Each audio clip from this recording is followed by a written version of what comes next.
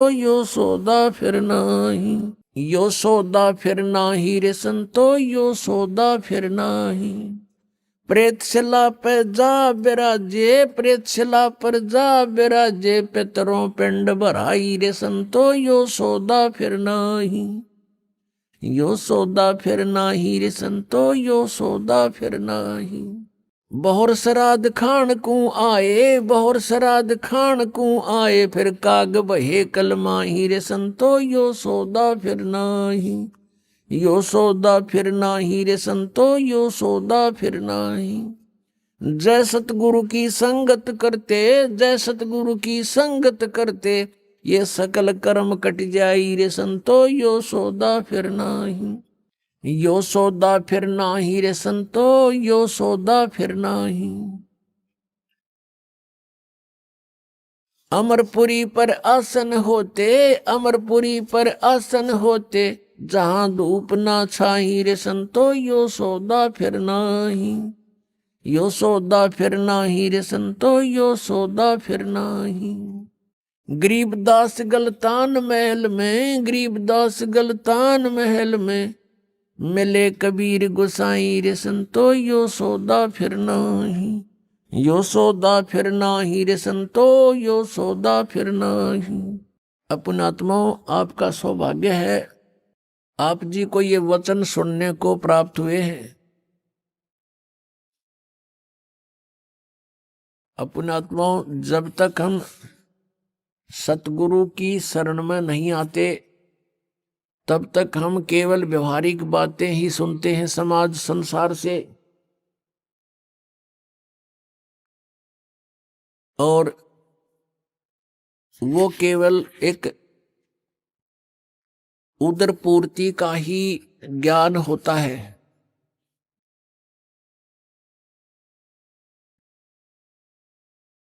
वो केवल उदर पूर्ति का ही जानकारी होती है, वो परमात्म ज्ञान नहीं, आत्म ज्ञान नहीं। और आत्म ज्ञान बिना भक्ति की इच्छा उत्पन्न नहीं होती, हम अपना जीवन व्यर्थ कर जाते हैं। पुण्यात्माओं, ये जो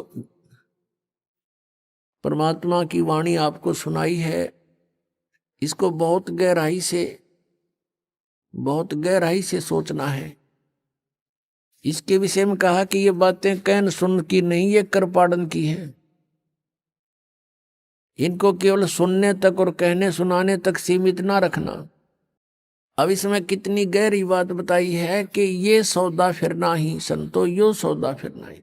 अब फिर क्या बताया कि लोहे जैसा ताब जात है काया देश राही, तीन लोक और भवन चतुर्दश सब जग सौदे आही, भाई दुगने तिगने किए चौगने किन्हू मूल गवाही। मनुष्य शरीर प्राप्त प्राणी किस सौदे के लिए आया हुआ है? जैसे आप जी किसी दूसरे शहर में जाते हो, दूर देश पहुंच जाते हो, व्यवसाय करने के लिए, बिजनेस करने के लिए 2 लाख 4 लाख रुपए साथ ले जाते हो, और वहां जाकर के आपने किसी धर्मशाला में या रेस्टोरेंट में कमरा बुक करा लिया। यहां तक तो उद्देश्य था सही, आपने जो क्रिया की बिल्कुल ठीक की।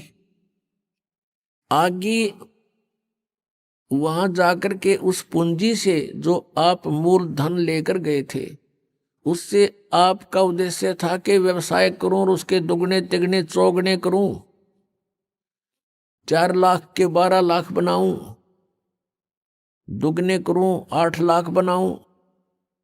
तो उसके लिए प्रयत्न करना चाहिए था। अगर ऐसा करते हो तो आप सही उद्देश्य की पूर्ति कर रहे हो।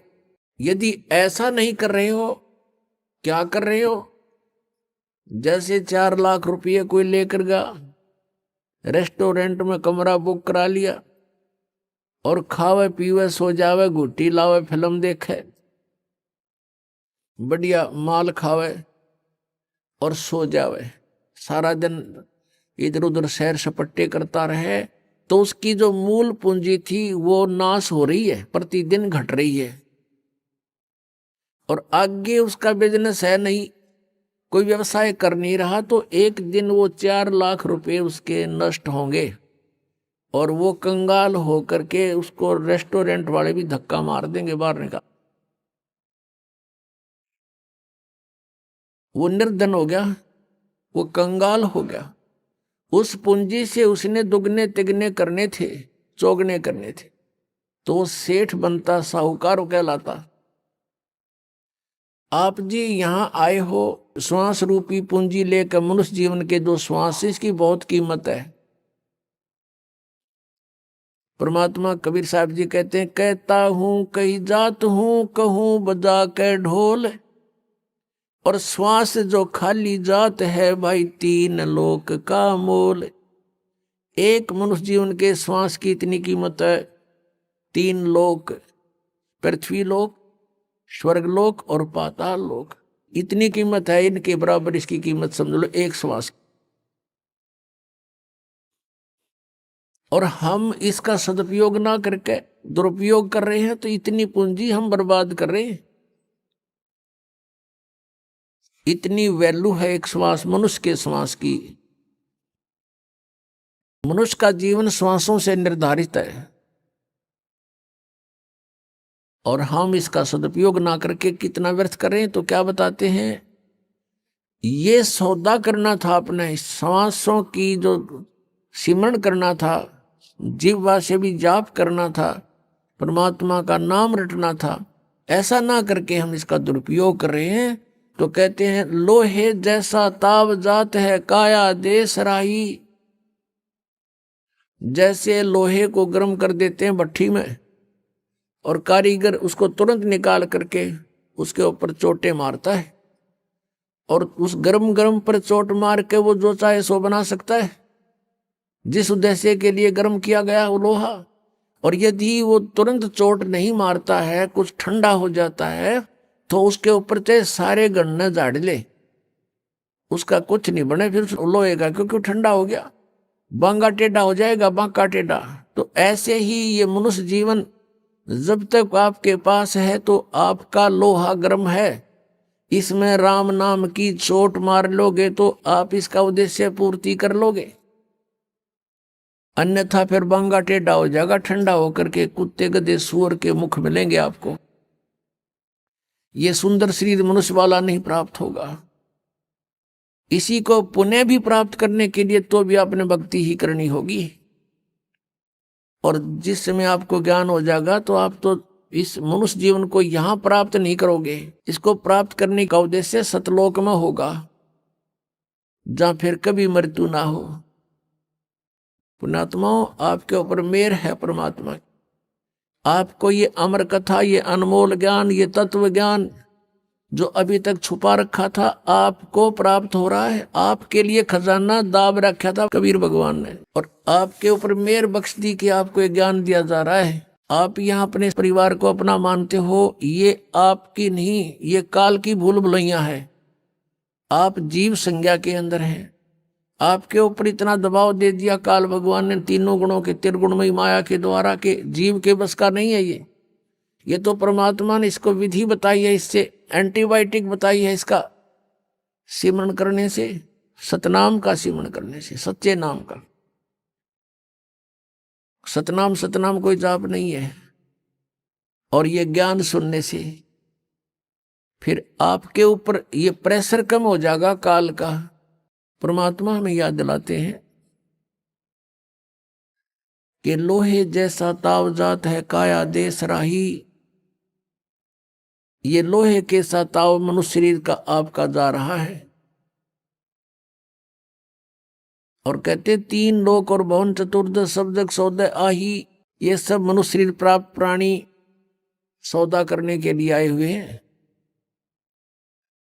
और कहते दुगने तिगने किए चौगने किन्हु मूल गवाई। पुण्यात्मा है, समझदार है, जिनको ज्ञान हो गया, उन्होंने तो दुगना तिगना चौगना कर लिया इस मनुष्य जीवन से। और किन्हु मूल गवाही, किसी ने जो सद्भक्ति नहीं करते या भक्ति बिल्कुल नहीं करते, उन्होंने तो अपनी मनुष्य जीवन की ये धन, ये मूल पूंजी नाश कर लिया। किन्हु मूल गवाही, अपने आत्मा जो भक्ति नहीं करता वो तो अपना जीवन नाश कर ही रहा है, और जो शास्त्र विधि को त्याग कर मनमाना पूजाएं करता है, नकली गुरुओं से साधना, नकली नामों का जाप कर रहा है, वो भी अपना जीवन नाश कर रहा है। वो उसी के तुल्य है जो भक्ति नहीं कर रहा है। एक रोगी है, औषधि नहीं खा रहा है, उसका तंदुरुस्त मृत्यु है, और दूसरा रोगी औषधि खा रहा है, नकली खा रहा है, तो उसकी भी मृत्यु डेफिनेट है, उसका ट्रीटमेंट नहीं है। ऐसे ही नकली गुरुओं से, इन झूठे गुरुओं से उपदेश प्राप्त करके प्राणी और इन गलत नामों का जाप करके अपना जीवन नाश कर रहा है। तो दोनों ही एक जैसे हैं, वो अंत दोनों का वही होगा।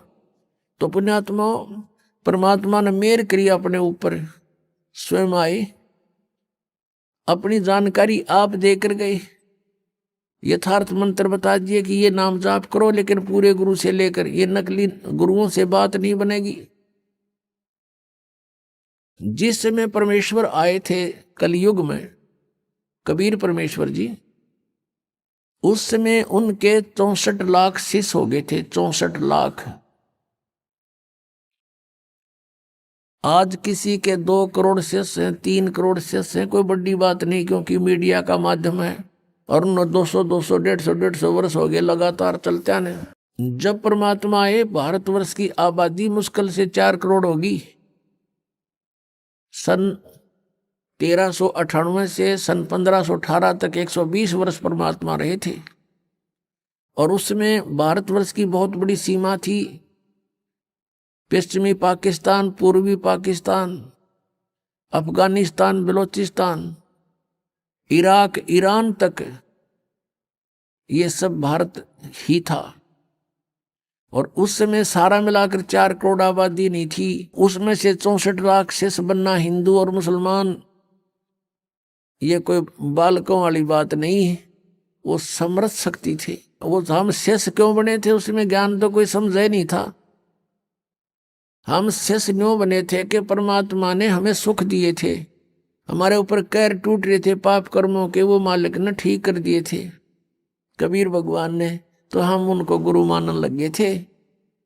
ये दयालु हैं, इन पे हमारा दुख देखा नहीं जाता, लेकिन हम इतने बुद्धिहीन बना दिए इस काल भगवान ने, हम पहचान नहीं पा रहे अपने दाता ने, और उसको ना पहचान कर हम अभी तक भटक रहे हैं या कष्ट उठा रहे हैं। तो क्या बताते हैं परमात्मा के दुगने तिगने किए चौगने किन्हू मूल गवाही। किसी ने तो इसके दुगने तिगने चौगने बना लिए, किसी ने इसका मूल धन ही नष्ट कर दिया। परमात्मा हमें ये याद दिलाने आए थे कि तुम यहाँ के वासी नहीं हो, और तुम सतलोक में रहा करते थे। यहाँ पर काल भगवान ने आपको एक, आपके ऊपर इतने कवर चढ़ा दिए, स्थूल शरीर, फिर सूक्ष्म शरीर, फिर कारण शरीर, फिर महाकारण शरीर, फिर कैवल्य शरीर, और उसके अंदर आपका ओरिजिनल शरीर है। और फिर ये ऐसा शरीर दे दिया, इसमें कदे बीपी आई, कदे लो हो जा, कभी कोई बीमारी, कोई टेंशन होगी, हर समय आपको पीड़ित रखता है। इसलिए हम उस परमात्मा को पहचानने में सफल नहीं हो पा रहे। अब हम पहचानेंगे भगवान को, क्योंकि समय आ गया है। आपके ऊपर मेहर करी परमात्मा ने, जिस ज्ञान को अभी तक छुपा रखा था वो आपके ऊपर बरसा दिया भगवान ने, और थोक के बाका बरसा दिया। 1 महीने में 2-2 सत्संग, 3-3 दिन के, और आप जी को फिर वहां से जमानत भी परमात्मा करवा के लाता आपकी। ये ना सोचना कि आप स्वयं आ पाओगे यहाँ पर, इधर आपका मुख भी नहीं करने दे ये काल, ये सत्कर मान लेना। और चाहे कहीं चले जाओ, ये खुश रहता है। किसी राधा स्वामी में देखो करोड़ों शिष्य, धन सदगुरु में देख लो लाखों करोड़ों शिष्य हैं, वहां बेशक जाओ, पर यहाँ आने से पहले 100 बाधाएं पैदा करने की चेष्टा करता है। उसको पता है कि वो तो अपने ही हैं, पंथ हैं, काल के ही पंथ हैं। वो तो ना वहाँ नाम है, ना उनका ज्ञान है, दुनिया को काल के जाल में फंसा के बैठा रखा है। और यहाँ आने से उसकी पोल पाटे सारी तो यहां आपको परमात्मा लेकर आते हैं, आपकी जमानत करा के लाते हैं कि 3 दिन की जमानत, 4 दिन की जमानत करवा ले। काल की कैद है या इस कैद में हम अपना वो कर्म भोग रहे हैं जो हमें सजा मिली हुई है, और वहां से 3 दिन की छुट्टी करा के लाऊं आपकी, यह जमानत पा रहे हो आप, ये समझ लेना। यहाँ कोई काम नहीं, पग परमात्मा के नाम के सिवा दूसरी बात नहीं। और यहाँ कर भी कोई और बात चलाता है तो महा अपराधी प्राणी है। कहते सत्संग के मां आके कोई बात चलावे और तिस अपराधी आत्मा को 3 लोक नहीं ठोर। तो यहाँ आप आते हो, भगवान की चर्चा करते हो, किसी से आप सुनते हो, किसी को सुनाते हो, नए को जो भगवान ने सुनवाई की आपकी वो बताते हो, अनुभव बताते हो। तो ऐसे सारा दिन आपका मालिक की चर्चा में जाता है, यहाँ कोई टेंशन नहीं। और पुण्यात्मा सतलोक में ऐसा ही है, वहां कोई काम नहीं है आपको, वहां निष्कर्म में मुक्ति मिलती है, मोक्ष मिलता है, बिना काम के वहां खाने को मिलता है, भरे भंडार हैं भगवान के, कोई उसमें कमी नहीं। अभी आपने सुने संत रामपाल जी महाराज के मंगल प्रवचन। आइए अब सुनते हैं संत रामपाल जी महाराज से नाम दीक्षा लेकर सतभक्ति करके अद्भुत लाभ प्राप्त करने वाले अनुयायी के विचार। दर्शकों, सुख और शांति की खोज में लोग विभिन्न भक्ति मार्ग अपनाते हैं और उस समर्थ भगवान को पुकारते हैं जो इन्हें सुख, शांति और मोक्ष प्रदान कर सके। इसी खोज में लगे थे हरिद्वार के रहने वाले सतपाल जी। इन्होंने स्वरूपानंद जी महाराज से नाम उपदेश लिया, परंतु नाम उपदेश लेने के बाद लाभ मिलने की जगह इनका सर्वनाश हो गया। आज सतपाल जी का कहना है कि यदि मुझे संत रामपाल जी महाराज की शरण नहीं मिलती तो मेरा जीवन पूरी तरह समाप्त हो गया होता। आज ये कह रहे हैं कि संत रामपाल जी महाराज ही इस पूरे विश्व में एकमात्र तत्वदर्शी और पूर्ण संत हैं। आइए जानते हैं कि आखिर सतपाल जी ऐसा क्यों कह रहे हैं। सुनते हैं सतपाल जी की कहानी उन्हीं की जुबानी। नमस्कार सर। नमस्कार सर, क्या नाम है आपका? सत्यपाल सिंह। सर, कहाँ के रहने वाले हैं आप? गांव बादझोड़ी, जिला हरिद्वार, उत्तराखंड से। संत रामपाल जी महाराज से नाम दीक्षा आपने कब ली? ये संत रामपाल जी महाराज से हमने 12 जुलाई 2013 को। संत रामपाल जी महाराज से नाम दीक्षा लेने से पहले क्या आप कोई भक्ति साधना भी करते थे? ये मैं नगली वालों से जुड़ा हुआ था जी। स्वरूपानंद जी महाराज जो नामदान था वहाँ पे नगली में, तो आश्रम में जब मैं शुरू में गया तो उन्होंने मुझे कहा वो तुम्हें दिखा कर लाते हैं, वहाँ एक गुरु आया है। तो फिर मैं चला गया जी उनके पास। उन्होंने मुझे नामदान दिया और उन्होंने ये कहा कि मेरे पास बैठ जाओ। उन्होंने मेरे कान में फूंक मार के अरे बस ये कह दिया जाओ हमने तुम्हें नाम दे दिया। मैंने पूछा जी आपने क्या कहा? कहने लगा वो तो मैंने आपके अंदर फीड कर दिया। मैंने कहा जी मुझे तो आवाज़ ही नहीं आई। कहने लगे नहीं मैंने वो नाम शब्द दे दिया आपको। फिर उसके बाद वो कहने लगे, दोबारा जब मैं गया मैंने कहा गुरुजी हम आए हैं वहाँ से। तो फिर वो ऐसी अवस्था में पड़े थे कि वो बोल सके ना हमें कह सके। तो तीसरी बार हम गए, तीसरी बार उनका शरीर पूरा हो गया। ऐसा करके तो मैं नामदान लिया था जी वहाँ से। उसके बाद मैं 20-22 साल भक्ति करता रहा जी। भक्ति करते करते ही मेरा वो क्या नाम, मैं एक बड़े लड़के की शादी करी थी जी। उससे 10 दिन बाद ही मेरा छोटा लड़का और एक भतीजा मेरे दोनों ख़त्म हो गए जी, एक्सीडेंट में मारे गए। फिर कहने लगे जी चलो बड़ा चला गया, फिर अगले साल तुम्हें भगवान दूसरा देगा, छोटा आ जाएगा जी। फिर पोता होया जी मेरे। फिर उसके बाद वो पोता भी ख़त्म हो गया 3 दिन के बाद। फिर मैं 4 महीने मुझे होश नहीं आई, मैं ऐसे पड़ा रहा चेत अवस्था में। जो भी आता था कहता था सतपाल ऐसे तो तू मर जाओगे। कहने लगे अब भी सोच ले कुछ दिमाग में, इसे बात को निकाल दे। मैंने कहा जी मुझे नहीं पता कुछ क्या होना क्या नहीं। फिर कुछ दिनों बाद ही मेरा छोटा भाई था जी, 4 लड़के और 1 लड़के, उन्हें छोड़कर वो भी ख़त्म हो गया जी। अब मैं अकेला रह गया। मुझे ये नहीं पता रहा कि तेरा शरीर है भी नहीं है। मैं काफ़ी दिनों भटकता रहा। मेरे पर ऐसे ऐसे कर्म करवाए जो मैं नहीं कर सकता। आज मैं उन कर्मों को सुन कर रोता हूँ और मेरे याद आ जाता है। कहीं कहीं ले जाकर मुझे कहने लगे वो बकरा मांग रही है, वो मुर्गा मांग रही है। मैंने कहा मैं तो हाथ भी लगाता, जब मैंने अंडे तक भी नहीं हाथ लगाया, मैंने बीड़ी तक नहीं पी। और मैं इन चीज़ों को कैसे कर सकता हूँ? मैं दूसरे आदमी को पैसे दे दे कर उन्हें वहाँ पर भेजा और मेरी वो भी स्वीकार नहीं हुई। मुझे उन्होंने कह दिया, कहने लगे ये नहीं अभी नहीं मान रही, इसके बाद तो तुम्हें और कुछ करना पड़ेगा, नहीं तो अब तुम्हारा नंबर है 4। तो इन्होंने चले गए। फिर इसके बाद तुम भी जाओगे। मैंने कहा भाई चलो। अब इसी तरह एक वो मैं थोड़ा सा मुझे कुछ आराम सा हुआ। आराम होने के बाद कहने लगे भाई जब तेरी सारी समस्या इतनी है चलो तुम नगली दरबार में ले चलते हैं, वहाँ गुरुजी से बात करेंगे। अब वे मुझे लेकर चले गए वहाँ। कहने लगे जिनकी समस्या इस तरह है आप देखो जी। उन्होंने मुझे बताया, कहने लगे जी आप माता का पाठ करवा लो। मैंने कहा जी माता का पाठ कैसे करवा लूँ, मैं पिताजी कहाँ जाएंगे जब हमने इतने दिनों तक पिताजी को मान रहे, भक्ति करते आ रहे। तो उन्होंने कहा जी मुझे, कहने लगे वो कहना नहीं भाई ये तो करवाना पड़ेगा, देखो बिना इसके तो चलने का नहीं काम। मैं कहा जी कितना खर्चा आएगा। उन्होंने कहा जी 7,000 रुपये तो इसके पाठ के होंगे और 3,000 रुपये इनके होंगे जो 3 आदमी जाएंगे। मैंने कहा जी मैं तो 10,000 रुपये नहीं दे सकता, मेरे पास तो इतने है भी नहीं। फिर वो कहने लगे भाई फिर चल। मैं कहा जी आपकी तो थ्योरी कुछ और कह रही है जी, प्रैक्टिकल कुछ और है, आप ये बताते ही नहीं क्या कौन सी भक्ति है कौन सी नहीं। कहने लगे जी क्यों तुमने कहाँ देखी गलती। मैंने कहा गलती आप जो आरती गाते हो हरिओम जय श्री जगतारण, उसमें लास्ट में एक लाइन आती है भक्ति प्रभाव मिटी सकल धर्मदास की पीर, कोटि जन्म के पुण्य से सतगुरु मिले कबीर। मैंने कहा जी कबीर साहब कहाँ मिलेंगे भाई, जहाँ मिलेंगे वहाँ चला जाए, हमारे पास इतनी है। मैं कहा जी आपने महिमा तो ये लिख रखा। फिर मैंने कहा जी मैं तो इस डर के मारून जा रहा हूँ। मैं कहा जी कभी और को ज़्यादा हो जाए गड़बड़ कुछ। कहने लगे बस भाई अब चला जा तू जहाँ तुझे जाना चाहे जी। मैं तो एकदम इतना हैरान हो गया सुनकर। देता इन्होंने पुजवाया, सारे त्यौहार इन्होंने करवाए, सारे गंगा में नहा लो, वैष्णो देवी चले जाओ, फलाना चले जाओ जी, ऐसे ऐसे करवाए। और फिर मैं उसके बाद भी मुझे कोई फायदा नहीं हुआ। सर आपने बताया कि आप स्वरूपानंद जी से जुड़े हुए थे तथा उनकी भक्ति लेने के बाद आपको कोई लाभ नहीं हुआ, बल्कि आपके पूरे परिवार का सर्वनाश हो गया।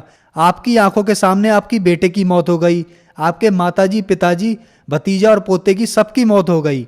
तो फिर संत रामपाल जी महाराज के बारे में जानकारी आपको कहाँ से मिली? चैनल पे सत्संग चल रहा था जी, मैं भी एक पड़ोस के घर में बैठा हुआ था, मुझे तो उस बारे में पता भी नहीं था। वो अचानक इसने लगाया होगा। कहने लगे जी जिनके यहाँ वो सत्संग चल रहा था वो मथुरा वाले जो तुलसीदास जी हैं उनसे जुड़े हुए थे। तो कहने लगे हमारे गुरुजी तो यहाँ है नहीं, फिर वो क्या नाम देख लें कोई गुरुजी है सफ़ेद कपड़ों में है। मैंने कहा भी चलो देखेंगे। मैं बैठ गया जी उनको, मैंने पूरा सत्संग सुना और मेरी समझ में आ गया। अगले दिन मैं फिर जाकर बैठ गया।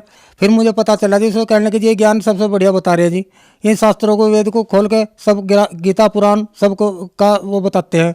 इसका जो ज्ञान है वो शास्त्रों के अनुसार है, इससे ही मुझे कुछ मिल सकता है, नहीं तो वैसे जो मैं नगली से जुड़ा हुआ था वहाँ मुझे कुछ नहीं मिला उसके बाद। तो फिर मैं कहने लगा जी मैं एक बार नगली में जाकर उनसे ये पूछूँगा जी, मगर जी आपने जो प्रश्न लिख रखे इसका उत्तर क्या है? 8 पतन 9 बेड़िया इक्को बीच मल्ला जो 2 भेदी इस घर का, तो इसका अर्थ लगा। तो उन्होंने कहा, कहने लगे तुझे उत्तर का भी पता होगा। मैंने कहा जी आप मुझे ये बता दो, बच्चा स्कूल में जाता है तो टीचर से तो जरूर पूछता है प्रश्न, अगर उसको उत्तर का पता हो तो फिर पूछने क्यों आवे। उसने कहा बाहर बैठ जा तू, वहाँ मैं 1 घंटे के बाद बताऊंगा जी। फिर वो बाहर बैठ गए जी। मैं जैसे आश्रम में से बाहर निकला तो वो सारे और भगत भी और गुरु जी जो उनसे वहाँ पे नगली दरबार में है तो बीड़ी पी रहे थे वो। मैंने कहा जी ये तो आप बहुत गलत कर रहे, आप एक विकार भी नहीं त्याग सकते, ऐसे ही आपके चिल्ले होगे और ऐसे ही आप होगे। तो फिर वो कहने लगे जी भाई जा तू अपना काम कर ले। मैंने कहा जी ठीक है कोई बात नहीं जी। फिर मैं वहाँ से घर आ गया जी। सुबह को जाते हैं उन्हें कहने लगे फिर उसका उत्तर तो हमें बता दे। फिर मैंने कहा उत्तर मैं ऐसे नहीं बताता। कहने लगे फिर मेरा फ़ोन नंबर ले ले, उस पर बता दिए, किसी के सामने ना कहिए जी। मैंने कहा फिर घर आकर मैंने उन्हें उत्तर तो बताया था वहीं जी। फिर मैं घर आ गया जी। फिर मैं ये ठान ली थी मन में, मैं तो अब नगली दरबार नहीं जाऊँगा, मैं तो संत रामपाल जी महाराज की शरण में जाऊँगा, चाहे मुझे किसी तरह भी मिले। फिर मैं भटकता रहा जी। फिर ये रुड़की के ही विजयपाल जी हैं, मैं इनसे संपर्क किया जी। इन्होंने बताया, कहने लगे हाँ मैं जुड़ा हूँ वहाँ से और तुम हमारे साथ चलना। 12 जुलाई को ये मुझे अपनी साथ लेकर गए। एकदम पहले जाते मैंने नामदान लिया जी। नामदान लेने के बाद फिर मैं बैठ गया, मैंने 3 दिन का सत्संग सुना जी। सत्संग सुनने के बाद मुझे इतना ज्ञान हुआ जी, इतना ज्ञान हुआ, मैंने आज तक वो 22 साल में ज्ञान नहीं सुना जी जितना मैंने वो 3 दिन में ज्ञान सुना। फिर मैं घर आ गया। सर आपने बताया कि फिर आप संत रामपाल जी महाराज से नाम दीक्षा लेकर आए, तो नाम दीक्षा लेने के बाद क्या आपको कोई लाभ भी प्राप्त हुए? क्योंकि पहले आप जब नकली गुरु से जुड़े हुए थे तो आपका पूरा सर्वनाश हो चुका था। उसके बाद सर मुझे लाभ तो देखो लाभ ही लाभ मिले मुझे तो बाद में। उसके मैं ऐसा हुआ खेत में जाकर मैं एक गड्ढे में गिर गया 8-9 फुट के गहरे में, तो मेरा कहीं मतलब चोट तक नहीं आई इसमें। वो मैं गाड़ी पे उठकर लड़का मुझे उठाने गया, फिर मैं गाड़ी पे बैठ कर आ गया जी। वो कहने लगे भाई चलो तुम्हारा एक्सरे करवाते हैं, तो उसमें हड्डी टूटी नहीं आई जी। मैं जबकि काफ़ी वजन था उसमें, साइकिल भी मेरे ऊपर गिरी। तो फिर वो मैं डॉक्टर के पास उसमें एक्सरा करवा कर उसने कहा कोई बात नहीं है इसमें भाई, लग तो रहा मुझे बाल सा। फिर उसने बहका कर लड़के को और अपना मेरा वो कर दिया, प्लास्टर चढ़ा दिया। मैं घर बैठा रहा। मैंने कहा जी कुछ भी नहीं होने का अब तो मेरे को। मैं घर बैठा रहा तो मैं लड़के को कहा एक को, कहने लगे जी वो अब क्या कर सको तुम। मैंने कहा भाई कुछ तो भी घर बैठे हुआ कुछ ना कुछ तो हुआ। उसने एक छोटी सी दुकान में सामान ला कर रख दिया जी।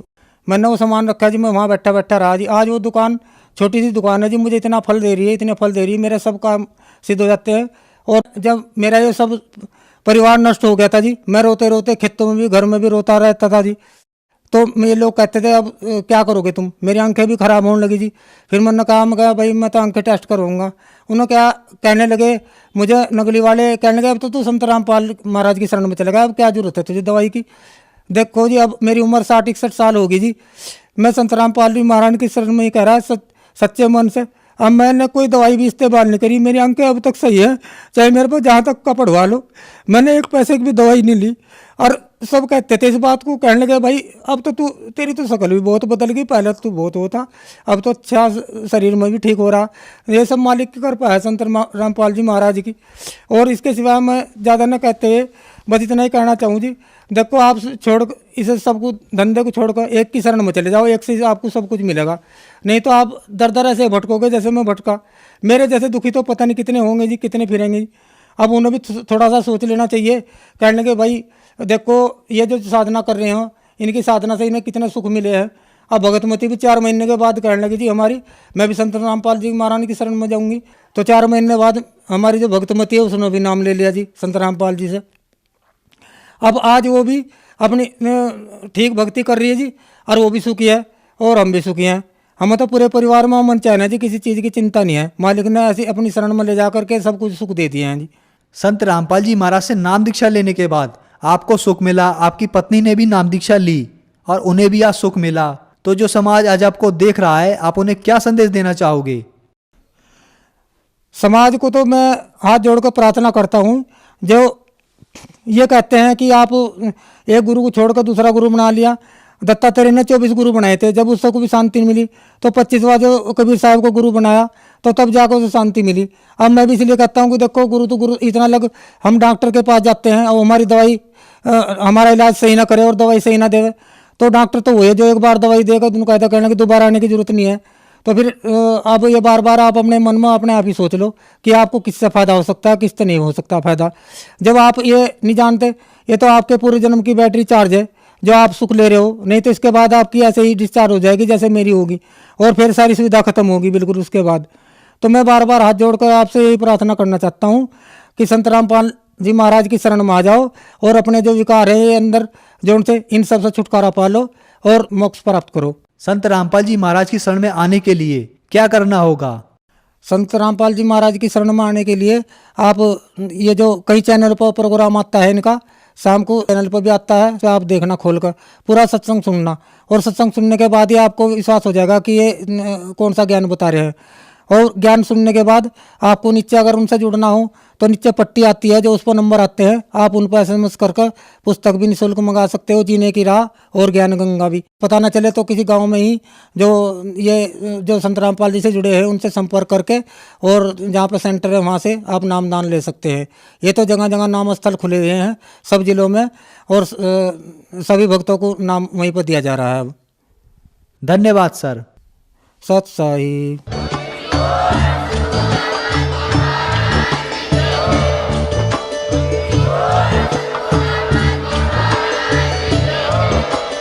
आप सुन रहे थे जगत गुरु तत्वदर्शी संत रामपाल जी महाराज जी के मंगल प्रवचन। अधिक जानकारी के लिए विजिट कीजिए हमारी वेबसाइट www.jagatgururampalji.org। संत रामपाल जी महाराज जी के शुभ आशीर्वाद से पूरे विश्व भर में 500 से भी ज्यादा नाम दीक्षा केंद्र हैं, जिन पर संत रामपाल जी महाराज जी द्वारा ऑनलाइन निःशुल्क नाम दीक्षा दी जा रही है। अपने नजदीकी नाम दीक्षा केंद्र का पता करने के लिए संपर्क करें 8222880541।